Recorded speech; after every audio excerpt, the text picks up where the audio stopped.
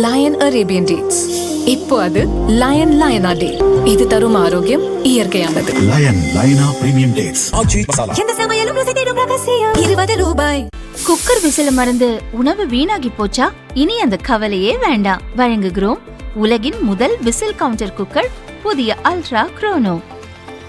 Ultra என்றால் ஆரோக்கியம். மேகதாது அணை விவகாரத்தில் பிரதமர் மோடி தலையிட கோரி முதல்வர் விஜய் அவருக்கு கடிதம் எழுதியுள்ளார். அதன் விவரம்: மேகதாது அணை கட்ட தமிழகத்தின் ஒப்புதலை கர்நாடக அரசு பெற வேண்டும் என்று சுப்ரீம் கோர்ட் தீர்ப்பில் குறிப்பிடவில்லை என்று மத்திய அமைச்சர் ராஜ்பூஷன் பதிலளித்திருப்பது ஏமாற்றம் அளிக்கிறது. கீழ்ப்பாசன மாநிலங்களின் உரிமைகள் மற்றும் தற்போதைய சட்ட நிலைகளை கருத்தில் கொள்ளாமல் மத்திய அமைச்சர் பதிலளித்துள்ளார். அதை திரும்ப பெற வேண்டும்.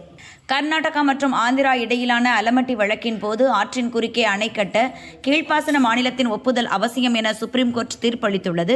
ஆற்றை பகிர்ந்து கொள்ளும் மற்ற மாநிலங்களின் ஒப்புதலும் மத்திய அரசின் அனுமதியுமின்றி கர்நாடகா கட்டுமான பணிகளை மேற்கொள்ள அனுமதிக்க முடியாது என்றும் அந்த தீர்ப்பில் கூறப்பட்டுள்ளது.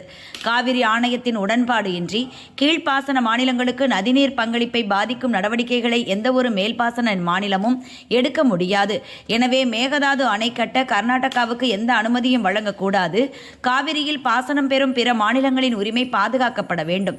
காவிரி ஆறு என்பது வெறும் நீராதாரம் மட்டுமல்ல, தென்னிந்தியாவில் உள்ள லட்சக்கணக்கான விவசாயிகள் மற்றும் குடிமக்களின் வாழ்வாதாரம்.